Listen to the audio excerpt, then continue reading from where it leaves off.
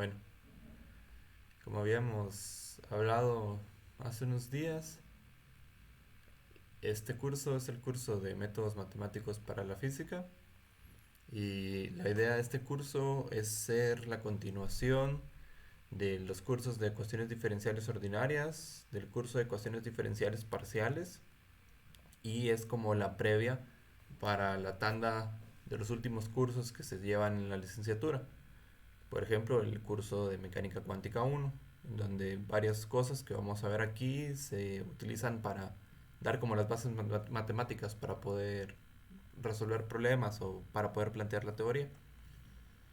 Entonces, esto se divide en ciertas unidades. Las primeras son un poco más teóricas, que es como una continuación del curso de álgebra lineal. Y aquí es en donde la visión que tiene esta clase es muy amplia y da un poco de problemas porque usualmente no se logra cubrir con como la rigurosidad deseada todos los temas que se deben cubrir, ya que aparte de ser una continuación de los cursos de ecuaciones diferenciales, este curso planea ser de alguna manera un resumen de 4 cursos de la carrera de matemáticas, de los 2 cursos de análisis real y de los 2 cursos de análisis funcional. Entonces, primero uno empieza viendo algo que a veces se cubre en álgebra lineal, que son los espacios con productos internos finitos, ¿verdad? Se miran algunas propiedades dentro de estos espacios ya con un poco más de detalle y luego se construye la extensión a dimensión infinita. Pero esta extensión no es inmediata, se necesitan un montón de, como decir, mecanismos teóricos para poder asegurarse que esta construcción sea rigurosa, que tenga todas las propiedades que uno desea tener. Y aquí es en donde se va como que la parte más teórica y como que resumida en base a las matemáticas del curso. Luego ya se entra a la parte como que no fundamental, sino que a lo que está más orientado a la física y que tiene una aplicación más inmediata para los cursos que van a llevar, que es la teoría de Sturm-Liouville, que es básicamente una extensión para resolver ecuaciones diferenciales, ordinarias y parciales con condiciones de frontera no homogéneas, o básicamente con restricciones para soluciones particulares más complicadas, porque en los cursos anteriores uno mira soluciones particulares, pero no se pueden resolver todos los casos, digamos, sino uno está un poquito más limitado. Entonces la gracia es que nosotros vamos a construir las herramientas para poder básicamente definir esta teoría de Sturm-Liouville y ya con eso poder resolver varios tipos de ecuaciones diferenciales. Y bueno, esta parte de funciones especiales básicamente aparecen como resultado de resolver estos problemas de Sturm-Liouville.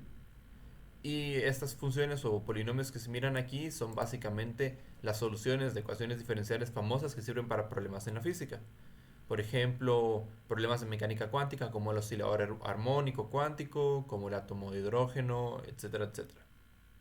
Entonces, para empezar, vamos a empezar aquí con lo de espacios euclidios y lo que hay que hacer es básicamente dar como una continuación de lo que se había visto en álgebra lineal. Porque lo importante aquí, o al menos con este curso, es que cuando nosotros hablemos acerca de algún tipo de espacio o de alguna propiedad dentro de un espacio, es que nosotros vamos a verlo todo como un espacio vectorial.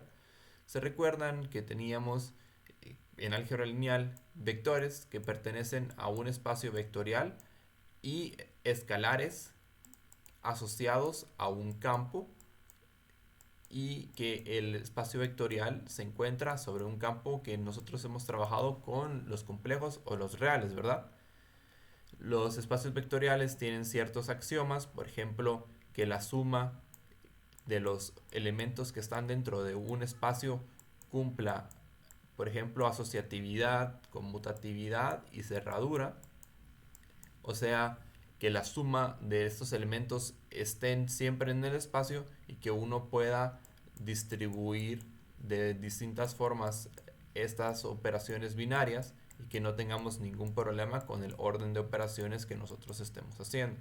Por ejemplo, a ver, algo así. Bueno, no voy a entrar con mucho detalle para que revisemos todos los axiomas porque esto es más como de álgebra lineal y si no se recuerdan, se pueden googlear fácilmente y vamos a hacer varios, y digamos que para el curso se necesitan hacer algunos ejemplos en los que parte de los ejercicios es demostrar esos axiomas, entonces ahí pueden practicar después. Pero la idea esencial es esta, ¿no? Nosotros tenemos un espacio vectorial que es un conjunto que se encuentra sobre un campo. Los campos tienen ciertas condiciones para ser campos, ¿verdad? Los espacios vectoriales tienen ciertas condiciones para ser campo, para ser espacios vectoriales. Y esto es de álgebra lineal, ¿verdad? Son 11 propiedades para los campos, si no estoy mal, y para los espacios vectoriales no recuerdo cuáles son, pero la idea original es esta, ¿verdad? La de estas operaciones binarias que se puedan, que sean bien portadas, digamos, y que haya cerradura por la suma y por la multiplicación por escalar, ¿verdad? Nosotros no queremos que si multiplicamos por un escalar un elemento que está en el espacio, este elemento se salga del espacio, ¿verdad? Entonces, estas propiedades solo es de ver la lista y ya en más de algún ejemplo van a tener que verificarlas, como que decir una por una, pero básicamente solo nos dan como que todas las condiciones que tenemos para que todo esto se comporte como nosotros queramos. Bueno, entonces, dentro de esta forma de estudiar las estructuras matemáticas de conjuntos y de operaciones sobre los conjuntos, ¿sí? Porque esto es un conjunto de elementos, esto también es un conjunto de elementos, solo que con más estructura. Y aquí estamos haciendo una operación específica porque ya sabemos que la suma de los espacios vectoriales no tienen que ser la suma que nosotros entendemos intuitivamente como de números, como de sumar 3 más 2, sino puede ser otro tipo de operación. Y bueno, no me voy a meter a detalle con esto, pero la idea es de que esas son como construcciones abstractas y no tenemos ninguna obligación de trabajar con la estructura de suma con la que hemos trabajado toda la vida, o que esos tengan que ser números, sino pueden ser operadores o vectores abstractos en un espacio vectorial. Bueno, esto solo es como que recordatorio de lo que se mira en álgebra lineal, ¿verdad? Porque a nosotros no nos interesan los tipos más generales de espacios vectoriales, sino nos interesan los espacios vectoriales que tienen producto interno, porque va a ser lo que vamos a estudiar nosotros para este curso. Entonces, como vamos a seguir como que más o menos el orden de los temas que se están cubriendo aquí, y lo primero que uno mira entonces son las cosas que tienen producto interno y los operadores lineales, que esto también se mira en álgebra lineal. Entonces, para hablar acerca del producto interno, a mí no me gusta definirlo solo así por las cuestiones que vamos a estudiar después, sino me parece que es apropiado como que hacer una construcción un poco previa para más o menos identificar de dónde es que sale esta idea de producto interno y por qué es que vamos a trabajar con ese tipo de operadores o con ese tipo de espacios, perdón. Y bueno, así como vimos en álgebra lineal que el producto interno es una función, y si no ahorita lo vamos a ver, vamos a hablar acerca de otro tipo de funciones distintas que nos dan una noción parecida a la que vamos a llegar con el producto interno. Y vamos a empezar con esta a la que se le llama métrica. Así como uno tiene una idea intuitiva de que es como un metro o una métrica por la vida cotidiana, esa noción abstraída a un concepto matemático va a ser más o menos lo que nosotros vamos a entender por métrica. Y bueno, una métrica es un concepto formal, ¿verdad? Es una definición abstracta. Solo, perdón. Entonces, una métrica es una función abstracta y básicamente nos da esa forma intuitiva que nosotros conocemos de distancia de una manera más general. Y básicamente una función métrica es una función que nos da una noción de distancia entre dos puntos de un espacio abstracto. Y lo importante, en este curso al principio al menos, vamos a trabajar bastante con conceptos formales y demostraciones. Entonces, lo que nosotros queremos cuando estamos definiendo algún tipo de concepto es dar los axiomas o dar las condiciones que tienen que construir, que tienen que respetar esos objetos. Entonces, en este caso, la métrica tiene que respetar estas 4 propiedades. Esta última propiedad es la que es más o menos opcional. Ya van a ver después ustedes en el siguiente semestre un ejemplo con la métrica de Riemann, que es la que se utiliza en relatividad especial, que no nos vamos a meter con eso, pero van a ver que no siempre tiene que cumplir esa condición que está aquí. Pero para este curso, estas métricas van a cumplir siempre estas 4 propiedades. que la distancia de un punto a otro sea la misma, que invertir los puntos. O sea, si aquí tenemos un punto A y un punto B, esta distancia tiene que ser lo mismo que si nosotros vamos en esta dirección a que si vamos en esta dirección. La, que la distancia entre dos puntos es cero, sí, solo si esos puntos son iguales, ¿verdad? Que tiene bastante sentido. La única forma en la que la distancia entre dos puntos sea cero es si los puntos están exactamente ocupan el mismo espacio, ¿verdad? Que esto no es trivial porque cuando trabajemos como con objetos más abstractos, vamos a ver que pasar de un espacio a otro espacio vectorial, a veces digamos que toma, así como cuando tenemos aquí las funciones y los conjuntos, puede que originalmente tuviéramos dos puntos y puede que estos dos puntos se mapeen a la misma imagen, ¿verdad? Como pues hay varios ejemplos y como se mira un poco en álgebra lineal. Entonces, esto parece a veces un poco obvio, pero es bueno definir todo este tipo de conceptos porque nos dan como que una base formal para la cual nosotros ya podemos hacer demostraciones. Y la más importante, no estoy diciendo más importante respecto a la construcción porque todas se necesitan, pero la que vamos a utilizar nosotros con mayor frecuencia es la propiedad de la desigualdad triangular. Esta se utiliza muchísimo para hacer varios tipos de demostraciones y es básicamente la propiedad que uno tiene que demostrar cuando le piden a uno demostrar si algo es una métrica, porque las otras son un poquito más directas. Y entonces, como les había escrito aquí, las métricas nos dan una noción más abstracta de distancia. Así como nosotros en la vida real tenemos una noción de distancia que nos sirve porque estamos en la vida real, en un espacio abstracto, pues las cosas no siempre tienen que comportarse como uno las entiende. Y entonces es bueno tener una noción abstracta de distancia que siempre nos va a, a dar un resultado que más o menos tenga alguna forma de dar separación entre dos puntos. Algo bastante importante y que no se respeta como con la noción que nosotros entendemos de la realidad o como con la distancia física, digamos, si queremos abusar un poco del lenguaje, es que en esta definición de distancia nosotros no tenemos forma de meter a los escalares de nuestro espacio vectorial, porque en ningún punto tenemos alguna propiedad que nos diga acerca cómo funciona la multiplicación por escalar. Entonces, esto, digamos, no nos sirve mucho para lo que nosotros queremos trabajar, que al final va a ser llegar a resolver los problemas físicos. No estoy diciendo que nos sirva, sino nosotros queremos, digamos, que tener una función o una definición menos abstracta.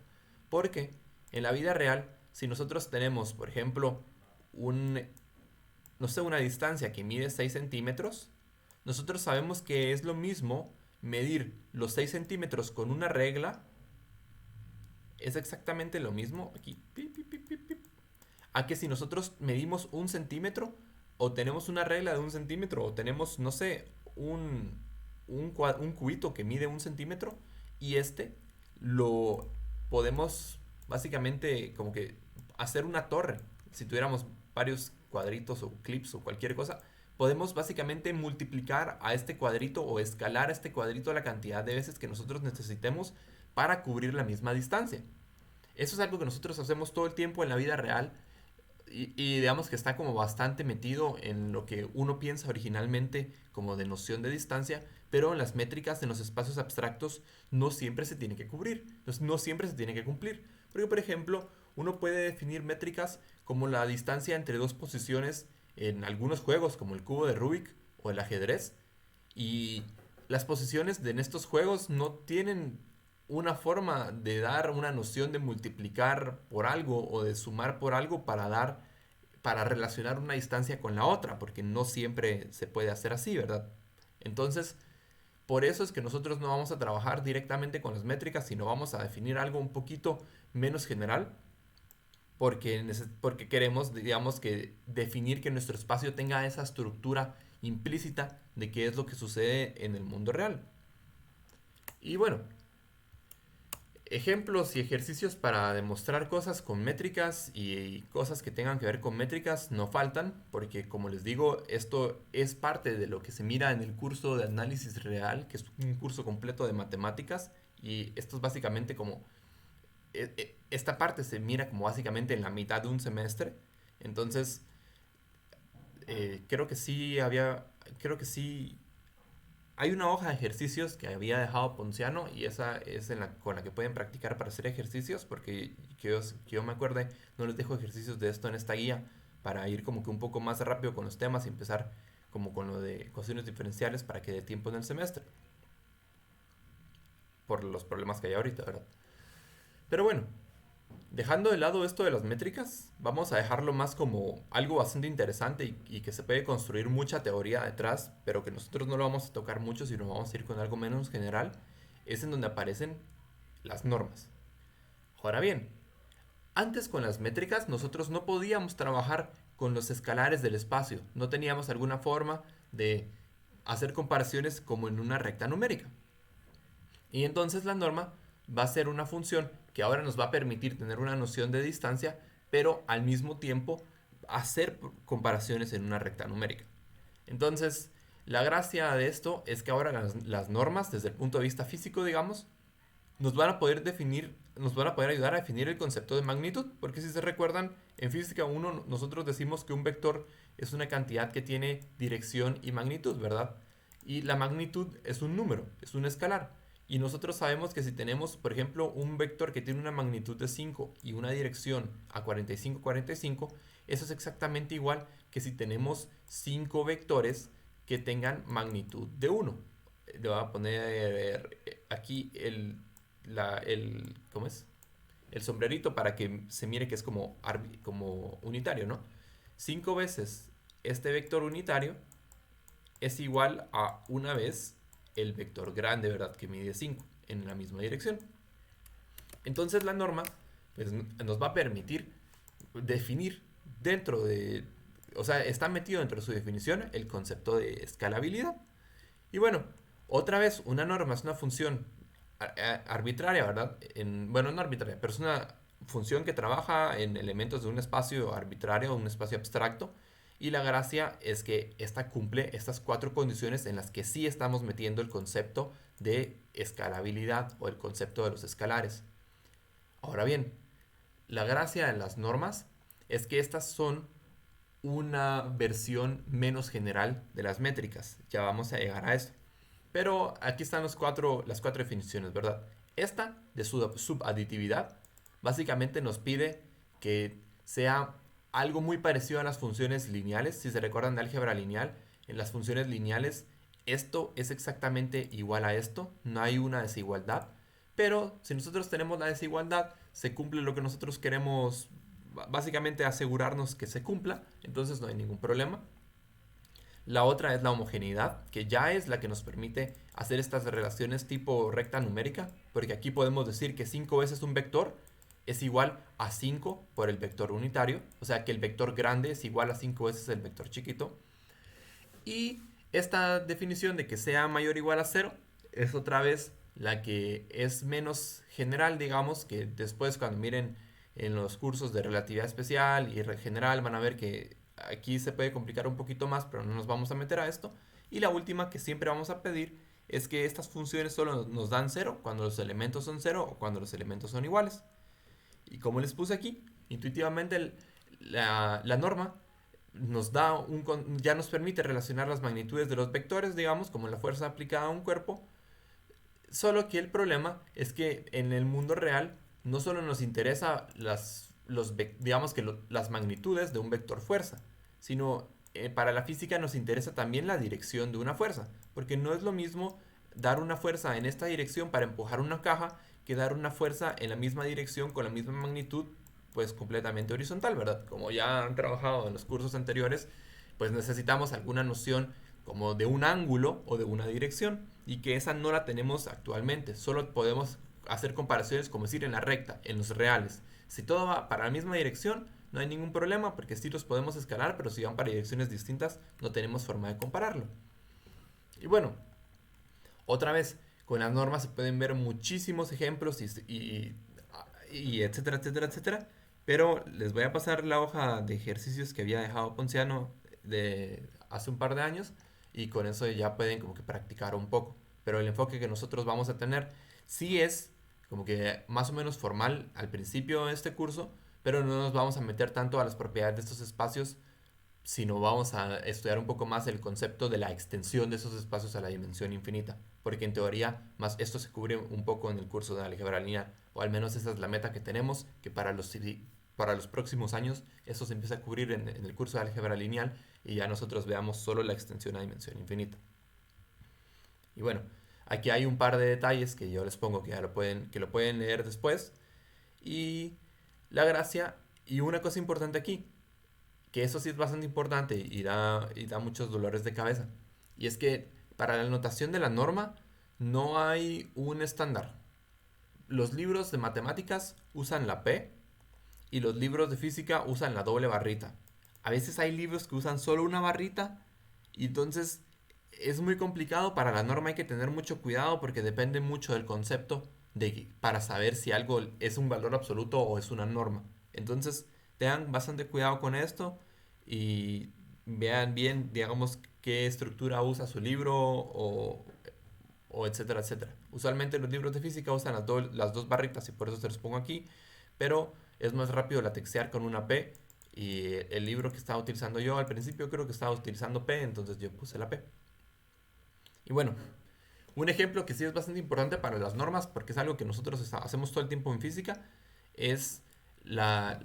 Bueno, es básicamente la norma que utilizamos nosotros para medir vectores o medir algún punto en el plano cartesiano, que está definida por básicamente el valor absoluto de un objeto, ¿verdad?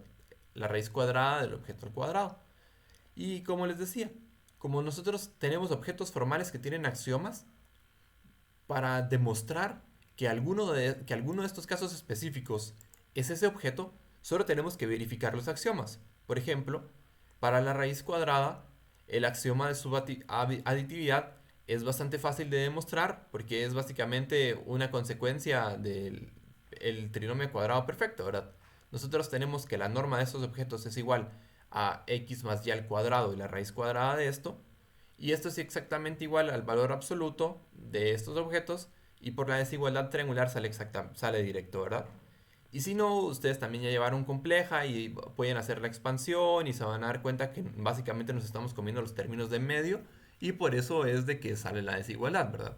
Pero la desigualdad triangular es bastante importante, esta sí hay que saberla demostrar y ya se mira en teoría en el curso de compleja, pero la idea intuitiva, digamos, que es la de que nos estamos comiendo los términos del medio, es la que nos da como que la pista de por qué es que se cumple.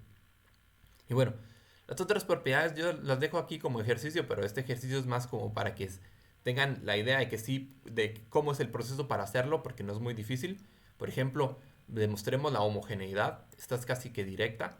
Si nosotros tenemos que nuestra norma está definida como la raíz cuadrada del objeto al cuadrado, ¿qué pasa si nosotros tenemos la norma de 2 por x, digamos?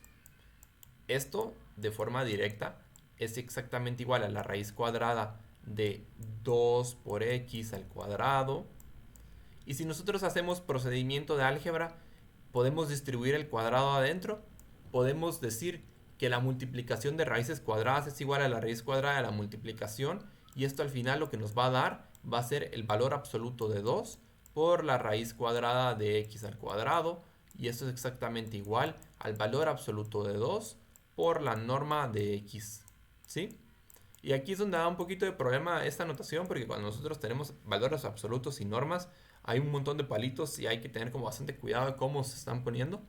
Pero ustedes pueden utilizar la notación que a ustedes les guste y si van para física, pues esos palitos es la forma en la que se usa usualmente, entonces es mejor si se acostumbran a usar esto.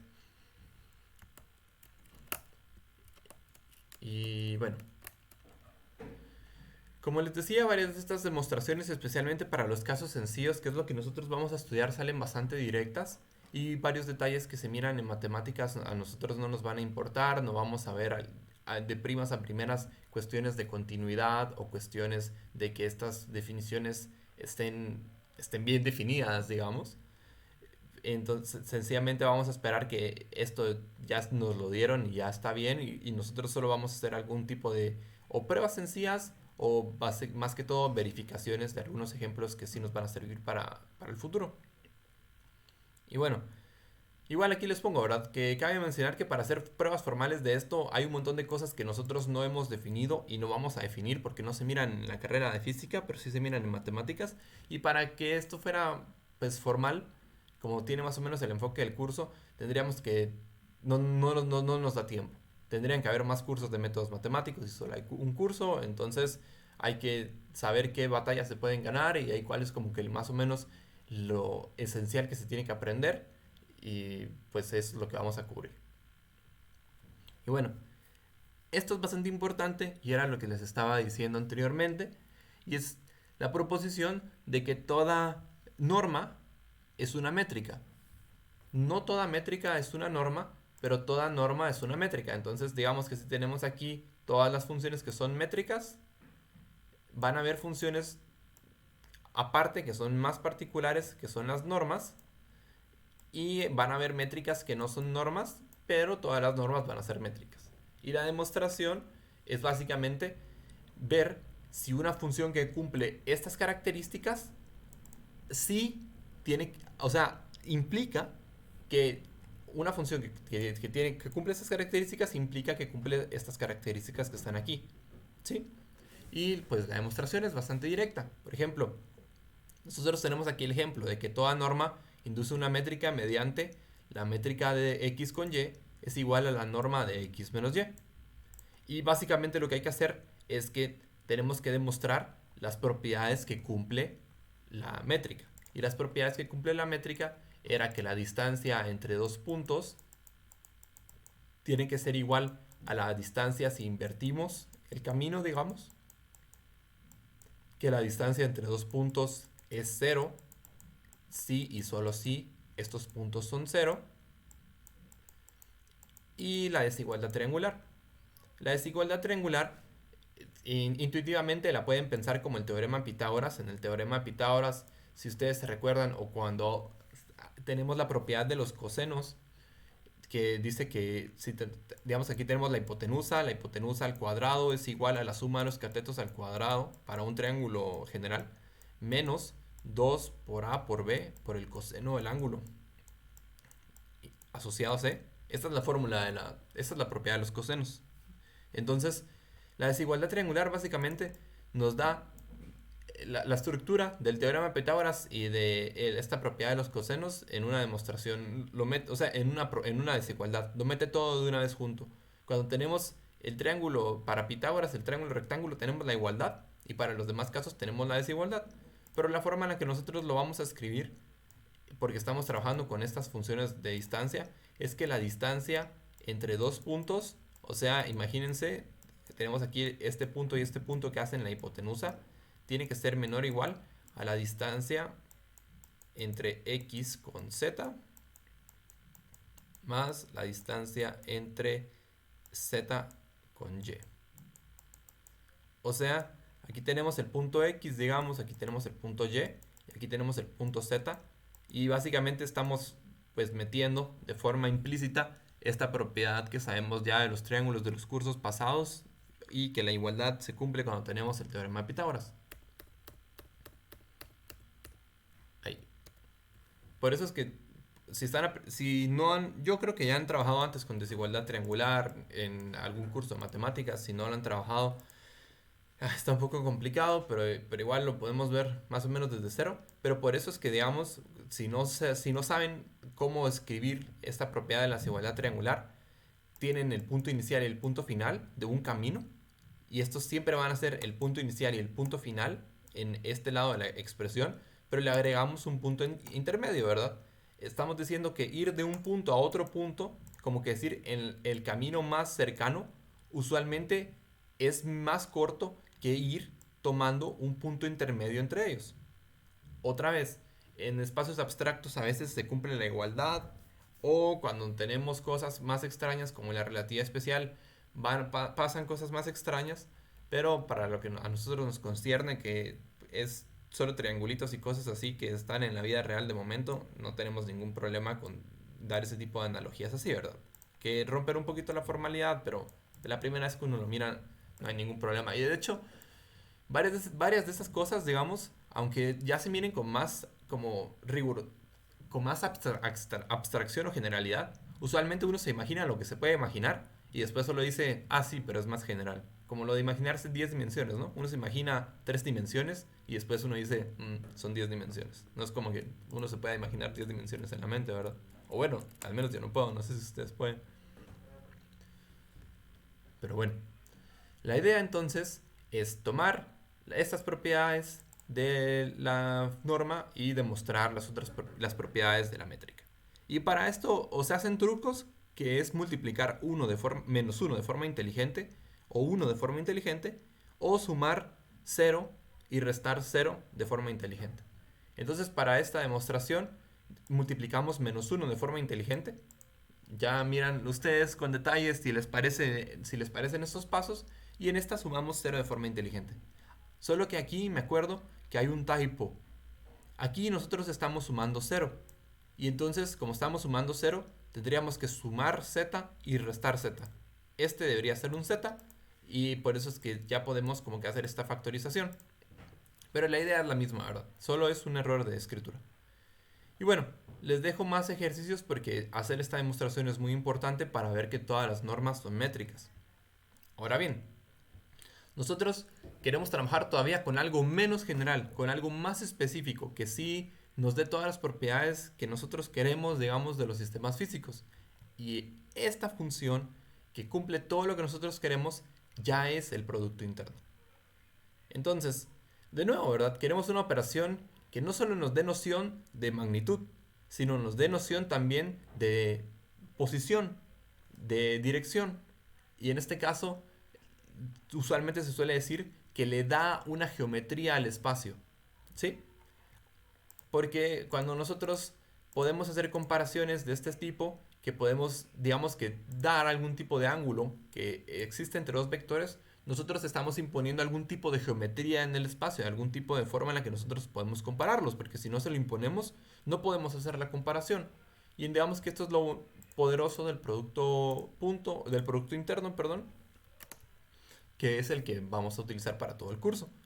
Y bueno, el producto interno otra vez es una función y lo que tiene es que tiene características en las que no solo se toman en cuenta los escalares en el input de la función, sino también se toman en cuenta la suma de componentes en una de estas dos en estos dos espacios, no sé cómo decirle de forma técnica, se me olvidó, y la forma en la que la podemos factorizar. Entonces, esto ya nos da una forma de poder estudiar la diferencia entre dar la geometría a un espacio, perdón, me estoy trabando. Y bueno, esta propiedad, digamos, es la que es bastante poderosa y la que nos da como que esa definición, porque ahora podemos hacer comparaciones tipo vector con vector, como que algún tipo de factorización, y eso es lo que da lugar a que ya podamos como que dar esa estructura de geometría. Y bueno, ¿qué propiedades respecta al producto interno? Simetría, conjugación, ya lo vieron en compleja. A esto se le llama sesquilinealidad porque cuando nosotros trabajamos con los complejos, lo que está en la segunda componente, yo lo puse aquí como ejemplo que es el que se va a sacar el complejo conjugado, pero usualmente, eso solo es notación, usualmente en los libros, la que está a la izquierda es a la que se le saca el conjugado. Yo aquí pues me confundí. Digamos que no es un error como tanto formal, sino es más un error como de convención. Y puse que la segunda es a la que se le saca el conjugado, pero usualmente es a la primera, ¿sí? Y bueno, tienen las mismas propiedades de que solo cuando son iguales es cero y que estamos esperando que aplicar esta función para todos los elementos sea mayor o igual a cero. Y otra vez, el producto interno es una operación abstracta, ¿verdad? Que lo único que hace es que respeta estas propiedades. Lo que pasa es que cuando uno ya se pone a estudiar esto, sí nos da alguna forma de dar una noción de magnitud y de dirección en un espacio abstracto que no tenía estructura antes y que nosotros se la estamos imponiendo. Y bueno, Otra cosa importante es que dependiendo del contexto, el producto interno se escribe con estos brackets que están aquí o se escribe con paréntesis. Usualmente en física se ponen brackets, en matemáticas se ponen paréntesis. Yo voy a poner paréntesis en los látex porque es más rápido de escribir. Y lo importante que digamos que es lo que nos hace que todo lo que estemos diciendo tenga algo de rigurosidad detrás de lo que estamos escribiendo, digamos, es que sabemos o vamos a demostrar que todos los productos internos son normas. Pero me estoy adelantando, perdón. Lo primero les pongo un ejemplo diciéndoles de que el producto punto es un producto interno, solo para que tengamos como una idea de más o menos cómo es que se tienen que comportar, porque el producto punto es algo que han utilizado durante varios años ya. Y bueno, básicamente esto es directo, ¿no? Estas proposiciones que tienen aquí, la conjugación, nosotros trabajamos en los reales, se sale directa. Esta ya es una propiedad que conocemos nosotros del producto interno, del producto punto, y si no, solo expandiéndola se dan cuenta uno que es que es directo el resultado. Esta no nos interesa porque no tenemos los valores complejos, entonces podemos conjugar una para la otra y no nos sale y tenemos simetría. Y estas dos también, ¿verdad? Apelo a que ya llevaron varios cursos de física y que estas propiedades ya las demostraron anteriormente y que tienen como una noción más o menos de cómo es que se comporta esta función, ¿verdad? Para este caso específico. Y de esto, digamos, del ejemplo del producto punto, uno tiene una idea de por qué es que los productos internos nos explican la geometría de un espacio. Porque se recuerdan que la magnitud del producto punto de dos elementos es igual a la magnitud de estos elementos por el coseno de ángulo entre ellos, ¿verdad? Entonces, o sea, notamos que aquí tenemos alguna forma de comparar la dirección de los elementos de este espacio. El producto punto ya nos da alguna forma de comparar los elementos dentro del espacio. Y las otras funciones o las otras definiciones todavía no nos la daban. Entonces esto es lo poderoso, digamos, de esta propiedad, o no, propiedad no, sino de la función con la que nosotros vamos a trabajar o del tipo de espacio con el que nosotros vamos a trabajar, que van a ser los que tengan producto interno. Ahora bien, para ver que todo esto tenga sentido, lo que tenemos que demostrar es de que todo producto interno es una norma y que todo producto interno es una métrica. Y para demostrar esto es directo porque si nosotros demostramos que todo producto interno es una norma y sabemos que toda norma es una métrica, entonces ya lo hicimos, ¿verdad? Y lo que dificulta al principio hacer estos problemas con productos internos es esta notación y es esta forma de trabajar en la que uno lo mete todo dentro de brackets o dentro de paréntesis y se tiene que acostumbrar a cómo se hacen las factorizaciones. Por ejemplo, aquí la suma, cómo la podemos factorizar, y las demás propiedades son propiedades básicas de álgebra para esta demostración. Pero básicamente lo que se le dificulta a la gente usualmente cuando está empezando a trabajar con productos internos es esta notación nueva en la que nosotros tenemos esto con paréntesis, pero esto va a ser bastante importante y por eso hago énfasis para el resto del curso, porque para resolver básicamente todos los problemas de aplicación y de ecuaciones diferenciales que vamos a ver, utilizamos esta notación. O sea, todos, literalmente todos los problemas, utilizamos esta notación. Y lo mismo, para los cursos que van a ver después de física, también se usa esta notación, entonces es importante aprenderla a usar. Y bueno, yo aquí les demuestro la propiedad de su aditividad del producto interno. Y esto es básicamente un resultado de la desigualdad triangular, que les digo que es muy importante y que aparece en casi todos los lados aquí. Y que es básicamente que nos estamos comiendo los términos de medio el binomio cuadrado perfecto, ¿verdad? Y bueno, aquí ya les dejo yo como ejercicio que busquen otros ejemplos de métricas y de cosas extrañas que no se comportan como productos internos para que miren, digamos, o para que empiecen a tener como que una idea de por qué es que es importante trabajar con estos y por qué es que no trabajábamos con los que tenemos anteriormente.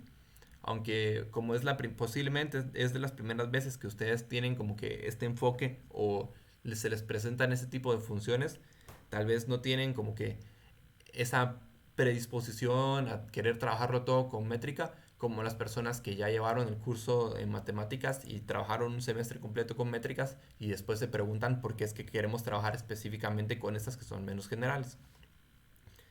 Pero bueno, ahora bien, solo por completitud de como contenidos, vamos a dar nada más como que una definición rápida de qué es un espacio vectorial, digamos, o un métrico. Y básicamente un espacio métrico es un conjunto, o sea, un conjunto de vectores, ¿no? Así como teníamos originalmente el lineal, que teníamos un espacio a que lo poníamos sobre un campo y le dábamos estructura con una operación binaria. Entonces, tenemos un conjunto, o sea, un espacio, digamos, que si queremos romper un poquito el lenguaje, y a ese espacio le damos algún tipo de estructura por medio de una función métrica, entonces ese espacio va a ser un espacio métrico. Si en vez de una función métrica lo hacemos con una norma, entonces ese espacio va a ser un espacio normado.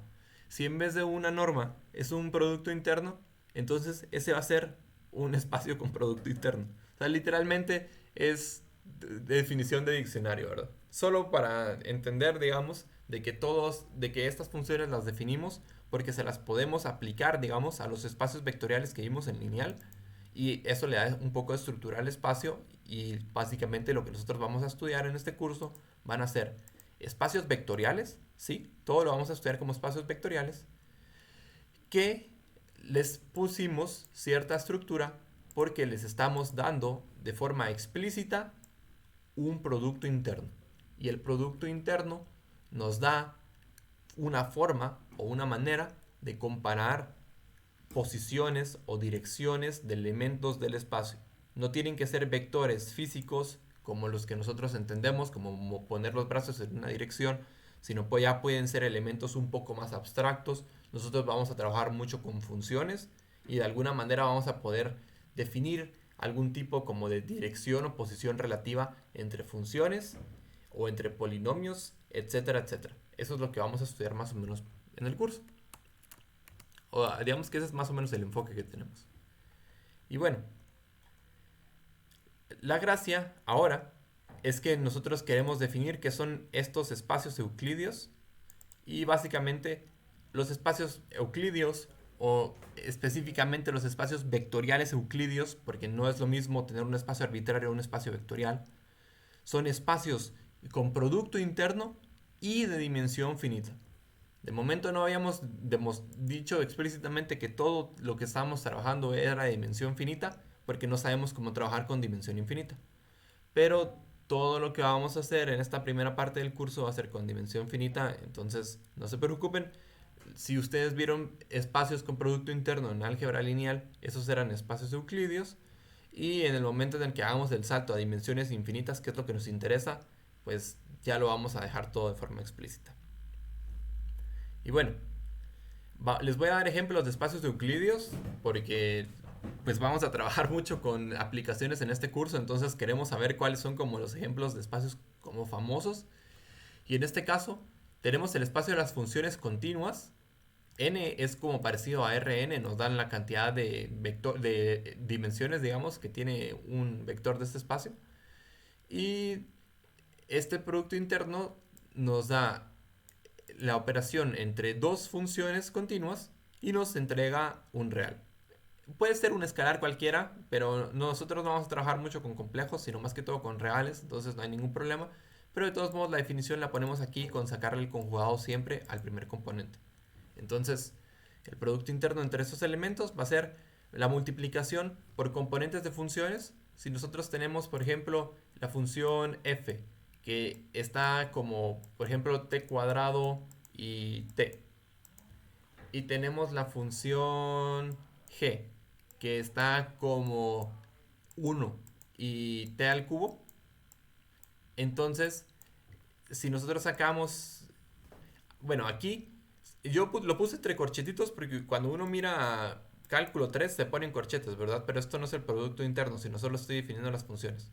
Entonces, si nosotros sacamos el producto punto, el producto interno entre estas funciones, entonces nosotros tendríamos, por esta definición, la sumatoria en componentes de cada una de la multiplicación de estas funciones. Y esto sería, por ejemplo, la primera por la primera, t cuadrado por 1, más la segunda por la segunda, t por t al cubo. Y esto sería, digamos, el resultado de evaluar este producto interno para estas funciones específicas, ¿sí? Y aquí no aparece ningún conjugado o algo así, porque vamos a suponer que estamos trabajando sobre los reales. En este curso no me voy a poner pedante con esto, porque casi todos los ejemplos que vamos a ver van a ser reales, pero tengan mucho cuidado porque cuando trabajen en cuántica van a ser complejos. Entonces siempre vale la pena ponerlo solo por si acaso. O sea, es mejor tener como que la seguridad de que se está poniendo por si importa. Y bueno, ahora bien, así como nosotros podemos definir esto como sumatorias, vamos a, de forma como medio chafa, solo como que dando como que una idea parecida a lo que a uno le dan en cálculo antes de empezar a trabajar con integrales. Si nosotros nos queremos extender a dimensiones infinitas, estas sumas, lo más seguro es que no van a ser bien portadas y no van a dar alguna forma cerrada de convergencia. Entonces, como que la extensión al continuo usualmente va a estar dada por integrales. En vez de evaluar estas cosas en puntos discretos o tener una cantidad discreta de elementos, lo que nosotros vamos a hacer cuando avancemos en el curso va a ser trabajar mucho con integrales. Porque vamos a extender al continuo este tipo de definiciones. Hay un montón de detalles que no son triviales, que se están obviando, pero nosotros no los vamos a ver porque no nos da tiempo de cubrir. Pero la gracia es que vamos a llegar a que esta va a ser una definición válida del producto interno y va a ser básicamente la multiplicación de funciones continuas o de funciones un poquito más generales que no nos interesa tampoco ver con tanto detalle cuál es como que esa generalidad que tienen. Pero esta expresión que está aquí va a ser muy importante porque esto va a ser lo que nos resuelva casi todos los problemas en el curso. Todos los problemas de aplicaciones a final del curso para poder resolver problemas físicos, como por ejemplo lo que se mira en electro, que miran cómo resolver una esfera cargada en un campo eléctrico. Lo vamos a resolver por medio de esta ecuación, ¿sí? Y bueno, solo para terminar, vamos a ver algunas propiedades importantes del producto interno en este tipo de espacios euclideos que usualmente se miran en lineal, pero yo solo por si acaso las cubro aquí. Y estas son: así como teníamos que la desigualdad triangular es importante, ahora vamos a tener una nueva desigualdad, que es la desigualdad de Cauchy-Schwarz. Esta básicamente es la que da lugar a, a esta expresión que tenemos de calcular el coseno del ángulo entre el producto punto, porque de forma chafa, digamos, el producto interno entre estos dos elementos siempre va a ser mayor o igual al producto interno de estos. ¿Por qué? Porque aquí tenemos un coseno y el coseno casi siempre es menor a 1, ¿verdad? Entonces tenemos una desigualdad. Entonces la desigualdad de Cauchy-Schwarz básicamente nos da como que alguna forma implícita de entender esta relación.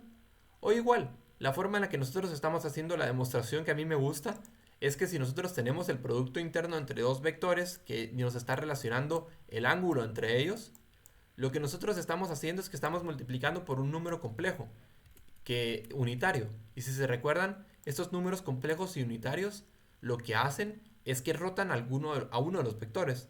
Entonces, básicamente, para esta demostración, lo que hacemos es que exploramos cuál es el resultado de esta multiplicación si de alguna manera estamos jugando con el ángulo que hay entre los mismos vectores, ¿sí?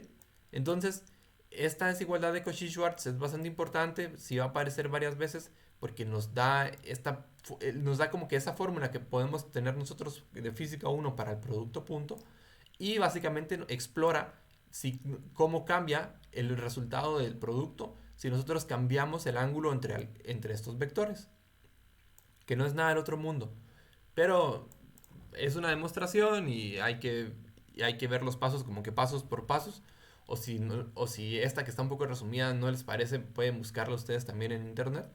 Pero esta desigualdad de Cauchy-Schwarz es importante y también la de la desigualdad triangular. Y bueno, la gracia es que si uno factoriza bien esto y hace algunos análisis que es básicamente medio ir rotando algunos ángulos, algunos vectores de forma inteligente y hacer una factorización, se llega ya a este resultado, que es pues la desigualdad de Cauchy-Schwarz, ¿verdad? Y bueno, les dejo como consejo que completen los pasos de esta demostración porque me parece bonita. O pueden ver ustedes otra demostración en internet, pero lo importante es que la sepan hacer o que la entiendan. O sea, que la puedan hacer no de memoria, sino que puedan entender qué es lo que queremos hacer y demostrarlo. Y como les digo, ¿verdad? Una consecuencia importante de este resultado es el coseno, ¿verdad? El coseno del producto punto. Y bueno, esto de sistemas ortogonales, esto era importante por teoría. Y lo puse porque, por si no lo habían visto. Pero esto que está aquí ya es nuevo. Y sí es como que directamente parte del curso. A ver, por la forma en la que están expuestos, digamos, o puestos aquí los temas, tal vez se los tendré que haber dicho antes. La forma en la que nosotros vamos a como que atacar alguno de estos temas va a ser, primero vamos a ver definiciones formales. Después vamos a ver cómo se comportan los elementos de este espacio, cómo se hacía en lineal. Y después vamos a ver cómo se comportan las funciones de este espacio, cómo se hacía en lineal. Entonces, lo que vamos a ver, lo que vimos hoy es ver definiciones del espacio, ver cómo se comportan los elementos de este espacio y ya después vamos a ver las funciones. Pero todo lo que vimos hasta ahorita eran puras construcciones teóricas. Lo que esta parte final de esta guía, digamos, es bastante importante porque sirve bastante para dar expresiones explícitas, cosas que sí se pueden calcular, que no le interesan mucho a las personas que se dedican a la matemática, pero a nosotros sí nos van a interesar bastante. Y esto, digamos, eso es lo que se tienen que acostumbrar a hacer y sí es muy importante. O sea, por eso les estoy haciendo énfasis. Les estaba haciendo énfasis desde antes y ahora se los digo que sí es muy importante que lo sepan trabajar. Y bueno, vamos a definir un nuevo concepto que van a ser los sistemas ortogonales. La gracia de los sistemas ortogonales es que van a extender el concepto que uno mira en lineal de combinaciones lineales de elementos de una base. Se recuerdan que en álgebra lineal nosotros podíamos tener una base de un espacio, que una base era una lista de vectores linealmente independientes que si nosotros hacíamos combinaciones lineales de ellos podrían generar cualquier elemento que estuviera en el espacio. Cualquier elemento W se podía escribir como la sumatoria de elementos del campo con elementos de la base. Ahora bien, cuando nosotros trabajemos en dimensiones infinitas, este concepto de linealidad, de independencia lineal, se rompe un poco. No nos va a servir tanto. Pero lo que sí nos va a servir es este concepto distinto de ortogonalidad, que solo se puede utilizar para espacios con producto interno.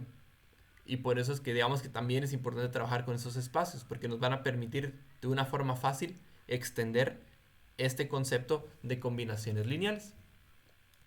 Y lo único que va a cambiar de momento, porque seguimos estando en dimensiones finitas, en dimensiones en donde todo se puede escribir como una combinación lineal, es la forma en la que nosotros lo vamos a expresar, que nos va a ayudar cuando vayamos a dimensión infinita.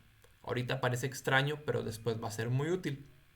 Entonces, como les pongo aquí, las propiedades del producto interno nos van a permitir escribir el resultado de aplicar esta operación en términos de la base del espacio. O sea, esto es básicamente lo que habían visto en lineal de una combinación lineal, pero ahora se va a escribir distinto porque nos va a servir. Es puro cambio de notación y al principio se siente raro, pero después ya es bastante natural. Se van a tener que acostumbrar porque sí es bastante importante. Por ejemplo, el producto punto entre estos elementos, si nosotros hacemos el álgebra de arriba, podemos decir que esto es una combinación lineal de un escalar por un elemento de la base y entonces podemos factorizar el escalar y los podemos poner a multiplicar y al final solo nos va a quedar la multiplicación de elementos de la base.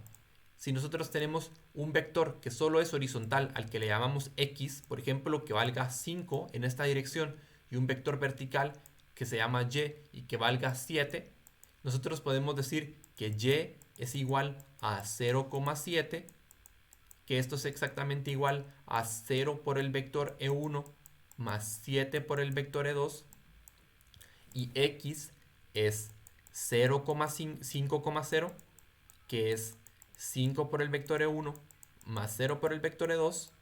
Cuando nosotros sacamos, por ejemplo, el producto punto entre estos, bueno, el producto punto entre estos es 0.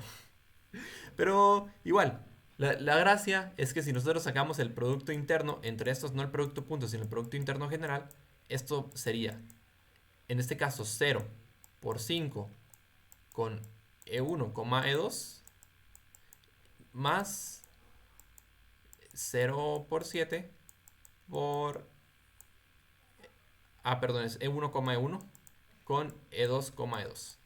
Bueno, de hecho aquí yo estoy siendo malintencionado porque ya estoy usando mi cabeza de una vez simplificó un resultado que vamos a ver más adelante. Porque de forma general tenemos que hacer E1 con E2, E1 con E1, ¿no? ¿Verdad? Entonces tendríamos cuatro términos, 0 por 5, E1 con E1, más 0 por 0, E1 con E2, más 7 por 5, E2 con E1,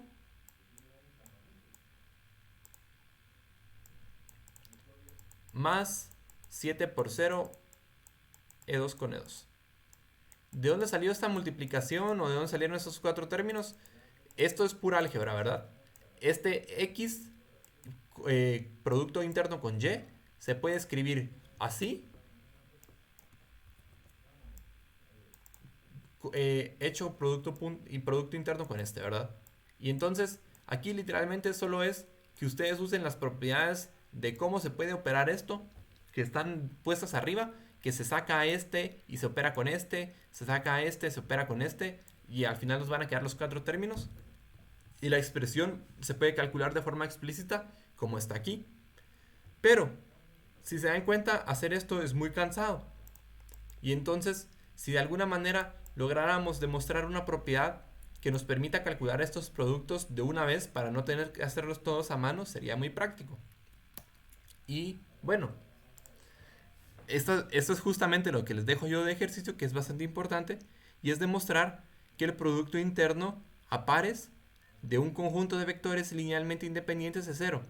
O sea, el producto interno entre estos vectores que son ortogonales o linealmente independientes en este caso, que es casi lo mismo, es cero. Ortogonal significa que el producto interno es cero, pero el producto interno con cualquier cosa con cero es cero. Y linealmente independiente es que si hacemos la combinación lineal, los escalares de la combinación lineal tienen que ser cero, ¿verdad? Es casi lo mismo, pero para la ortogonalidad incluimos el cero también. En cambio, la independencia lineal no, si no estoy mal. Pero bueno, aquí la gracia es que tienen que demostrar que literalmente, de forma general, de forma chafita, que el producto punto de vectores que son ortogonales es cero. Que eso es súper obvio, ya lo hemos trabajado, ya lo han trabajado muchísimas veces en física. Ahora tienen que hacer algo un poquito más general. Demostrar que eso no es cierto solo para el producto interno, solo para el producto punto, sino también para cualquier tipo de producto interno. Y si nosotros demostramos esta propiedad, nos vamos a ahorrar muchísimo trabajo, porque cuando hagamos cualquiera de estas expresiones o digamos que expansiones, va a ser bien fácil porque solo nos vamos a quedar con los que son iguales. Todos los que son diferentes sabemos que son 0 y solo los que son iguales sabemos que son 1. Y en este caso, como estos vectores son ortogonales, es súper obvio que son ortogonales porque son perpendiculares, entonces el producto interno entre estos va a ser 0. Nos vamos a ahorrar tener que hacer 100 operaciones y solo vamos a tener que hacer al final como que una o dos o una cantidad muchísimo más reducida dependiendo de la cantidad como que de operandos que tengamos. En este caso era trivial porque son 0, porque el producto punto de estos es 0 y para el producto punto es un tipo de producto interno. Entonces esto sí se cumple para cualquier producto interno general que tenga esa estructura de geometría. Pero bueno, yo creo que le estoy dando como que más importancia a este ejemplo como tan trivial de la que se merece. Pero igual es importante porque a veces cuando uno empieza con esos conceptos, hay cosas que se miran muy fáciles y después uno se voltea como que 5 segundos y ya crecen un montón en complejidad y ya no se entiende casi nada, ¿verdad? Pero bueno, la gracia es esto. Esto es pura álgebra lineal. Entonces, si no tenían muy bien sus bases de álgebra lineal, sí les va a tocar estudiar un poco esto al principio. Pero la gracia es que esto es una forma de escribir lo que teníamos en álgebra lineal, pero con una notación distinta. Ahora bien, vamos a definir que dos vectores son ortogonales entre sí si su producto interno es cero. Yo he estado tirando esta palabra un poco anteriormente, porque tenemos como que una idea intuitiva de qué significaba antes en física, ¿verdad? Y sí, el concepto de ortogonalidad es parecido al de independencia lineal, pero los vectores pueden ser ortogonales con cero. En cambio, el cero no lo ponemos anteriormente como algo para ser linealmente independiente, si no estoy mal. Ahora bien, ¿por qué es importante o qué tiene de poderoso este concepto de ortogonalidad? Por ejemplo, el teorema de Pitágoras lo podemos demostrar utilizando estos conceptos. El teorema de Pitágoras nos dice que si nosotros tenemos un triángulo rectángulo, los catetos al cuadrado es igual a la hipotenusa al cuadrado. Pero en un triángulo rectángulo, estos dos vectores tienen 90 grados entre sí. Y entonces sabemos que son ortogonales. Entonces, si nosotros calculamos la hipotenusa al cuadrado, o los catetos al cuadrado, que podemos decir que este es el cateto X y el cateto Y, significa que tenemos X más Y al cuadrado. O, bueno, en este caso sería ponerlo en cuadrado en forma compleja, que cuadrado para compleja es poner esto, ¿verdad?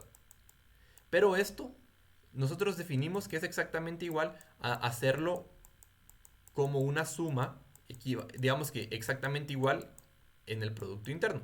O sea, nosotros tenemos esta relación que va a ser bastante importante, yo medio me la salté cuando estaba ahí en las definiciones, que el producto interno de algo con sí mismo es igual a la norma cuadrado. Entonces aquí tenemos que esto es exactamente igual a esta expresión de la norma al cuadrado. Esto, cuando nosotros lo operemos, nos va a quedar el primero con el primero, más el segundo con el primero, más el primero con el segundo, más el segundo con el segundo. Y obviamente en alguno de estos tiene que haber un conjugado o una cosa así de compleja que yo no lo voy a poner ahorita porque estamos trabajando con reales. Y lo importante de esto es que nosotros acabamos, en teoría, si hicieron el ejercicio, acaban de demostrar que los vectores que son perpendiculares o ortogonales, su producto interno es cero. Entonces, como sabemos que el producto interno de vectores que son ortogonales o perpendiculares es cero, significa que esto da lugar al teorema de Pitágoras, que la suma de componentes o de los catetos al cuadrado es igual a la hipotenusa al cuadrado. Y yo hice eso con un poquito más pasos, ¿verdad? O si no, si tienen duda en alguno de estos pasos, pues solo me tienen que avisar. Pero yo les aconsejaría hacer primero los ejercicios para que practiquen y ya después si no les salen, entonces ya me preguntan. Pero bueno, esta es una consecuencia importante, digamos, y por eso es que es como que muy práctica esta notación, porque varias de esas propiedades se pueden escribir de manera fácil con esta notación nueva. Y vamos a ver que hay muchísimas cosas extras que se pueden hacer, que no se pueden hacer antes. Y bueno, otra vez podemos demostrar la desigualdad triangular utilizando esta nueva propiedad o esta nueva forma de describir los objetos como productos internos. Y bueno, aquí ya solo son pasos que pueden ver con un poquito más de detalle, que yo les puse hasta ejercicio, que lo deberían demostrar ustedes por su cuenta, porque es muy importante. Como les digo, la desigualdad triangular es muy importante. Es más importante que la Cauchy-Schwarz para resolver los problemas, de hecho. La Cauchy-Schwarz aparece un poquito menos, pero aparece en esta. O sea, sí importan bastante las dos. Sí vale la pena aprendérselas. Y solo para terminar, como les repito, bastante de lo que vimos el día de hoy, o de la teoría detrás de las funciones métricas, de los espacios métricos, de las normas, de los espacios normados, etcétera, etcétera, etcétera, es importante desde el punto de vista teórico y van a ver algunas cosas que son propiedades de ahí que nos van a servir para el futuro, pero nuestro enfoque es bastante centrado en espacios con producto interno. Entonces, lo que nos importa más a nosotros es entender bien y sacar cuáles son todas las características de los espacios con productos internos. Y en específico, a nosotros nos va a importar bastante o interesar bastante hacer este tipo de expansiones que son como combinaciones lineales a las que les vamos a llamar desarrollos de Fourier, que es algo muy parecido a lo que hacíamos en lineal, solo que ahora va a estar escrito de una forma distinta porque ya le estamos dando de forma explícita que este espacio sí es un espacio con producto interno. Si lo vieron en lineal, yo me imagino que ya lo saben hacer, pero si no, igual les estoy haciendo el énfasis de que si no lo vieron, que va a ser muy importante en este curso. Y bueno, algo bastante, digamos que práctico y útil de esta forma de escritura de estas expresiones es que nos permiten encontrar cuáles son los coeficientes de las combinaciones lineales.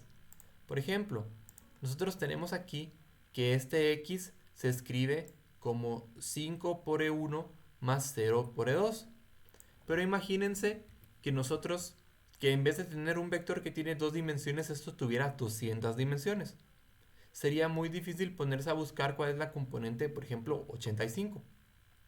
Entonces, como nosotros sabemos que el producto interno de vectores que son ortogonales es 0, entonces podemos abusar un poquito de eso para encontrar cuáles van a ser estos numeritos que acompañan a las componentes de un vector. ¿Por qué? Si yo saco el producto interno del primer elemento de la base, el horizontal, con x, yo puedo hacer la expansión, pero al final de cuentas yo sé que todo lo que tenga que ver con el E2 va a ser 0, porque el producto interno de elementos ortogonales es 0. Entonces, esto al final del día solo me va a dar el producto interno del numerito 5 con estos dos que tenemos aquí. Espérame, déjenme mover.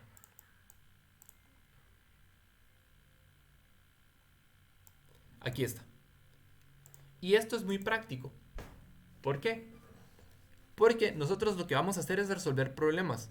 Y para resolver problemas tenemos que tener alguna fórmula explícita de obtener cuáles van a ser los valores específicos de un número. Esta fórmula es bastante práctica porque nos va a permitir encontrar estos valores específicos de un número. Si yo quiero despejar, por ejemplo, el 5, yo tengo que la fórmula para sacar el 5 en esta expresión es tomar esto que tenemos aquí y pasarle a dividir este que está en el otro lado. Si nosotros no supiéramos que esto vale 5 y nosotros sabemos cómo calcular esos productos internos, nosotros tenemos una fórmula para calcular los numeritos que acompañan a los vectores. Y esto nos va a servir todo el tiempo. Lo voy a volver a explicar, lo vamos a volver a ver, porque al menos a mí me costó un poco entender esto. Y como es muy importante, sí les voy a hacer el énfasis suficiente para que lo miren claro. Pero literalmente lo que estamos haciendo es aprovecharnos que estos productos internos de las cosas que son perpendiculares o ortogonales son 0. Eso es lo que nos va a servir muchísimo, pero muchísimo. Y como sabemos que esto va a ser 0, si nosotros le metemos el producto interno a cualquier vector con un componente de la base, entonces se van a cancelar todos menos el único que es igual a este. ¿Sí? Todos menos el que es igual se van a cancelar porque van a ser 0. Entonces nosotros podemos encontrar cuáles van a ser estas constantes que acompañan a los vectores con esta fórmula, que es básicamente despejar la expresión de calcularlo explícitamente. Y ya lo vamos a ver con varios ejemplos, no se preocupen. Pero aquí está como la idea. Nosotros tenemos que un vector se puede escribir como una combinación lineal. De momento les voy a decir combinaciones lineales porque todavía no hemos llegado a estas nuevas formas de desarrollar los elementos. Y entonces, si nosotros le sacamos el producto interno de un elemento de la base al vector original, nos va a quedar esta suma que tenemos aquí. Pero esta suma solo va a ser distinta de cero cuando los dos elementos sean iguales. Y esto es en español es lo mismo que esta delta que está aquí. Yo no sé si, yo me imagino que ya vieron qué es la delta de Kronecker antes, ¿verdad? Pero igual se los pongo aquí. La delta de Kronecker es una forma bastante fácil de poner en palabras que algo es cero si i es distinto de j y que algo es 1 si i es igual a j. Básicamente pusieron en palabras, pusieron con esta notación todo lo que les dije yo en varias oraciones, ¿verdad? Entonces, nosotros podemos encontrar cuál es una constante, cuál es el valor de uno de esos elementos que acompañan a un vector de forma fácil con esos productos internos y por eso es que son bastante poderosos. A esta forma de expresar los coeficientes y a esta forma de desarrollarlos se les llama expansión de Fourier o desarrollo de Fourier o cualquier cosa que tenga que ver con Fourier. Y es bastante importante también establecer que no importa solo, digamos, el espacio en el que estamos trabajando, sino también la base. Porque dependiendo de la base que nosotros tengamos, va a ser el desarrollo que nosotros tengamos, ¿verdad? Porque se recuerdan que nosotros podemos tener varias bases distintas en un espacio. Por ejemplo, podemos tener la normal, que tenemos x y y aquí, y podemos desarrollar un vector que viene en esta dirección como 1 partido sobre raíz de 2, 1,1, o podemos tener el espacio R2 otra vez, pero rotado, por ejemplo aquí, y podemos tener exactamente el mismo vector en esta dirección, pero este vector ya no va a ser el que teníamos anteriormente, ahora va a ser 1,0. Estos dos vectores físicamente son lo mismo, pero están representados de forma distinta. Entonces, eso es lo que vamos a ver en la siguiente clase. Vamos a hablar bastante acerca de estos desarrollos de Fourier que son con lo que vamos a trabajar bastante en este curso. Y como me imagino que es un tema, no me imagino, como varias de estas cosas son conceptos nuevos, entonces en la siguiente clase vamos a jugar bastante con estos conceptos que definimos ahorita. Sí, que ahorita, que ahorita fue un poco pesado porque vimos un montón de definiciones nuevas, pero en la otra vamos a empezar como que a dar algunas propiedades o a tratar de ver qué cosas sí cumplen, qué cosas no cumplen. Y lo más importante es acostumbrarse a utilizar esta forma de expansión de coeficientes y, bueno, y demostrar las propiedades estas de ortogonalidad que sí son importantes. Entonces, yo creo que esto es hasta más que suficiente por el día de hoy.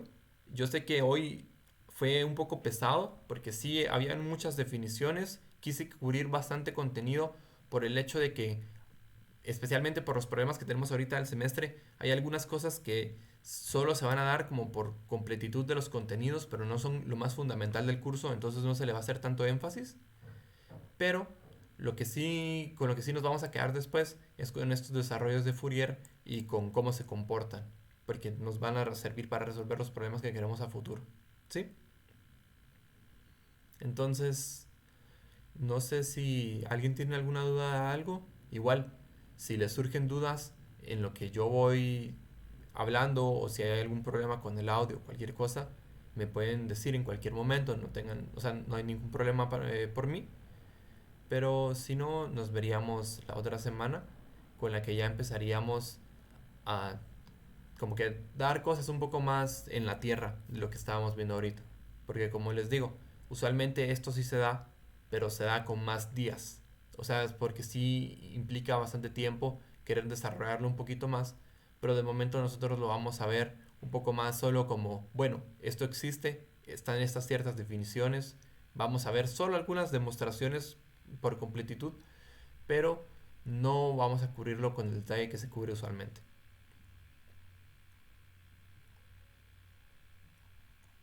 Y bueno, si no, ahí estaríamos por el día de hoy. Voy a dejar de grabar.